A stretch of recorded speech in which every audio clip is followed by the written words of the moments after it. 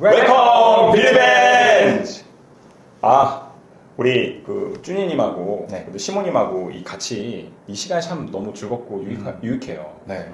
젊어지는 것 같아요. 오. 왠지 20대 같을 때도 있고 30대 같을 때도 있고 이런 마음입니다.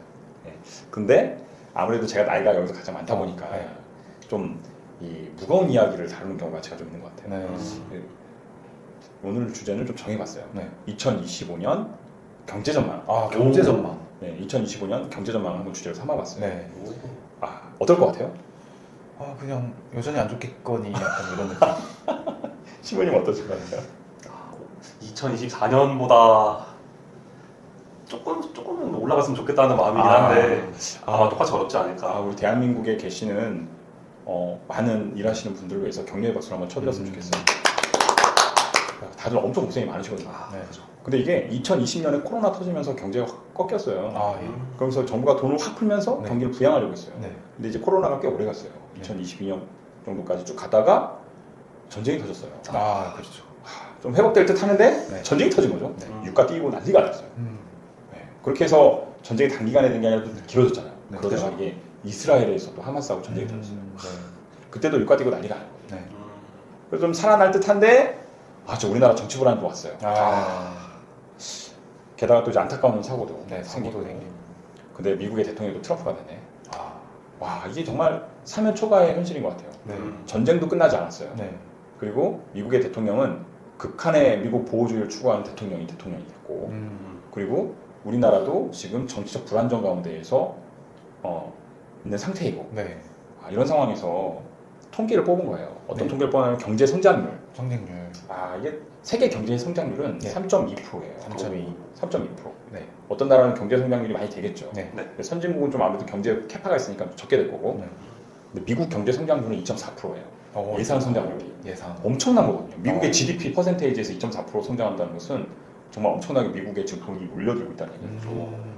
미국은 정말 달러로 진짜 슈퍼 경제 국가가 될 수밖에 없는 것 같아요. 네. 그러니까 아무래도 달러가 세계 경제 통하다 보니까 미국은 그 금리로만 해도 자국의 경제를 좀 쥐락펴락할 수 있는 장점이 있는 것 같은데 우리나라는 거기에 비하면 되게 심각해요 지금. 본래는 우리나라 경제 성장률이 2025년 2%대라고 생각을 했었는데 네. 지금 이 상황이 안 좋아지니까 1.5%로 낮춰잡으려고 하고 있어요. 1.5%면 정말 낮은 거거든요. 근데 1.5%가 평균 성장률이잖아요. 네. 거기서 내수 경제, 네. 내수 경제의 민간 소비 영역의 성장률을 2%일 때 0.4% 잡았거든요. 네. 근데 1.5%일 때는 네. 0.3% 정도 잡아요. 네. 낮아지는 거죠. 근데 민간 소비자 영역이 되게 다양하잖아요. 네. 근데 그 0.3% 평균값인데 어떤 건 마이너스가 많을 거라는 것이 예측이 되어지는 거죠. 2025년은 확실히 2024년보다는 이 수치적인 전망이 안 좋아요. 되게 좋지 않을 것이다라고 이제 예측을 하고 있는 거죠. 그래서 아무래도 이제 자영업을 하시는 분들은 더 힘들어질 수밖에 없어요. 저희 같이 이제 내수 기업도 굉장히 한계 상황 가운데에서 고전을 면치 못할 수밖에 없는 상황에 내몰리고 있는 거죠. 좀 너무 어렵지 않아요? 그러니까요. 그러니까요. 정쟁이 빨리 종식이 되고 네. 좋은 모드로 가면 좋겠는데 이게 굉장히 지금 어수선한 상황이 지속되다 보니까 네. 우리나라에도 이 경제 컨트롤이 잘 안 되고 있는 면들이 있는 것 같아요. 예. 근데 이 상황에서 네. 그러면 우리 어떻게 살아야 되는가? 그러니까. 이게 되게 중요한 포인트잖아요. 너무 중요하죠. 너무 중요하죠. 대책이 있을까요, 없을까요? 방법이 있을까요? 그래도 최선을 다해보는 게 예. 어떻게 해야 될까요? 저도 모릅니다. 여기서 마치겠습니다. 알 수가 없어. 근데 좀 매해 나아질 것 같은데 매해 또 어려움을 경험하는 게 참 좀 버거울 때가 있는 것 같아요. 특히 이제 4050의 세대는 진짜 버거워요. 네. 왜냐하면 4050은 지금 기업에서 퇴직률이 4050이에요. 지금 상황도 안 좋은데 상황도 안 좋은데 뭐 정리해고를 하던 뭐 아니면 뭐 그런 그 퇴사를 이제 선택을 강요당하건 뭐 이렇게 뭐 자발적이건 비자발적이건 간에 4050이 지금 굉장히 많이 힘든 상황이에요. 근데 재취업이 너무 쉽지가 않아요. 또. 아이러니하게 근데 2030은 취업에 대한 욕구가 없어지고 있어요. 왜 나름 취업을 하려고 노력하는데도 불러주는 데도 없고 몇 번 하다가 그냥 의지가 꺾여버리는 거죠. 마음이 약한 만큼. 근데 4050은 이제 가장이다 보니까 어떻게든 일을 해야 되니까 재취업 시장에 적극적으로 뛰어드는 거죠. 네. 그러니까 요새 뭐 이런 기업 안에서도 그러다 보니까 2030 세대보다는 4050 세대의 재취업을 선호하는 경향성이 생겼어요. 네. 누가 더 간절한가에 대한 문제인 거죠. 아 그렇네요. 그렇죠. 누가 더 간절하겠어요. 네, 4050. 4050은 자기를 바쳐서라도 네. 가정을 지켜야 되니까. 네. 이게 아버지들이 참 고생이 많습니다. 네. 아버지들 힘내시기를 부탁을 드리겠습니다. 네. 근데 이 트렌드 가운데에서 그러면 희망의 소스가 무엇이냐 2025년 이게 되게 중요하거든요. 네.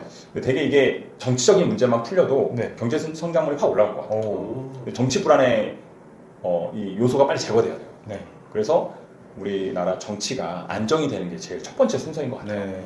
그래서 당부드리는데 정치인들 그리고 뭐 국회의원 및 국가를 위해서 일하는 모든 분들께서는 나라를 위해서 그 자리에서 빨리 전국이 안정될 수 있도록 지혜로운 판단과 결정을 이루어주시기를 당부를 드리겠습니다. 당부드리겠습니다. 네. 이게 첫 번째 요소고요. 네. 두 번째 요소는 금리거든요. 네. 금리예요. 네. 근데 미국에서는 금리를 올해 4번 낮추려고 했어요. 네. 4번 낮추면 1%거든요. 오. 미국에서 1% 금리 낮추게 되면 네. 달러가 전 세계에 좀 퍼지거든요. 네. 개도국에 퍼지게 되는데 2번으로 줄였어요. 아, 그럼 0.5. 네, 0.5%. 그러니까 내년 상반기에 집행할 게 아니라 그것도 하반기로 밀어주고 거죠. 근데 그 흐름을 보면은 금리 인하 타이밍이 하반기에 다시 한번 이루어졌을 때 네. 경기 회복의 시그널이 다시 올 거다. 그래서 2025년 1월부터 상반기 한 7, 8월까지는 굉장히 어둠의 시절이지만 그 이후에는 다소 좀 풀리지 않을까 싶어요. 정치가 안정이 되고 금리가 조금 인하가 되는 분위기만 돼도 숨구멍이 좀 열리지 않을까 네. 싶은 생각이 들어요. 우리나라가 아무래도 개인 부채율이 되게 높거든요. 네. 왜냐면 모든 게 다 부동산에 투입됐다 보니까 네. 뭔가 금리가 올라감으로 인한 소득이 확 줄어드는 효과가 일어나요. 부동산에 모든 재산이 많이 쏠려 있는 분들이 많잖아요. 네. 그러다 보니 추가적인 대출을 일으키기가 되게 어려운데 금리가 되게 우리나라한테 특히나 또 예민한 문제예요. 그래서 네.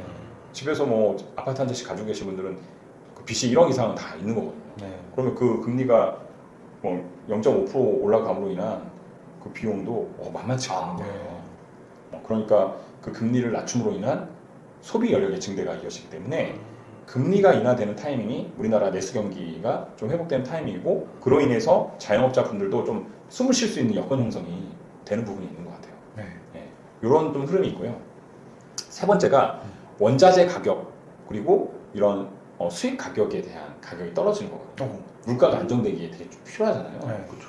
근데 그거에 있어서 가장 중요한 시그널이 전쟁에 관련된 것이 일단 네. 종식이 되는 거예요. 아. 우크라이나 러시아 전쟁이 종식됐을 때 네.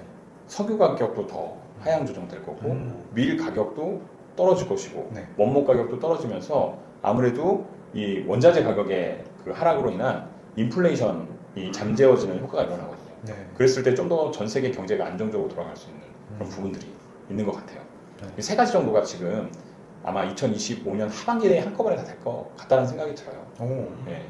그럼 상반기를 열심히 버티고 하반기 때 좀 희망을 맞아보는 걸로 좀 생각을 해봐야겠네요. 아, 그러게 말이에요. 근데 우리가 작년 그 얘기했잖아요. 네. 2025년부터 나아질 거다. 회복이 될 것이다. 2023년에 우리 그러지 않았어요?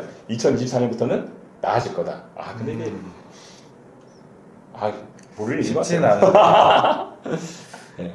근데 중요한 이 어려운 시기를 근데 뭔가 해야 될 것 같아. 네. 우리 빌리맨즈도 뭔가 해봐야 될 것 같아. 나. 이 어려운 시기. 네. 이 어려운 시기에 우리 빌리맨즈도 뭔가 해봅시다. 네.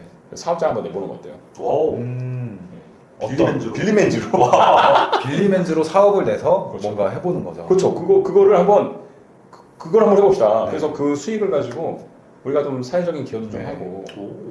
좀 우리 안에 좀 가능성도 한번 찾아보고 네. 이런 걸 한번 해보면 어떨까 이런 생각이 들었습니다. 그 과정을 좀 저희가 또 촬영하고 또 음. 시청자분들께 또 소통하면서 하면 또 어떻게 되는지 좀 라이브네요, 진짜. 라이브죠. 네. 기업 철학부터 정해야 될 거예요. 철학도. 빌리맨즈 철학.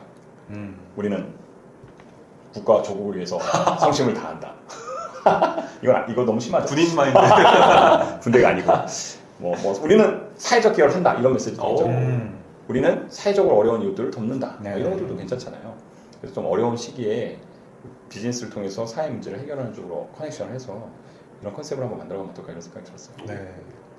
이상 2025년 경제 트렌드 발표를 마쳤는데 들으시면서 어떤 생각이 들었는지.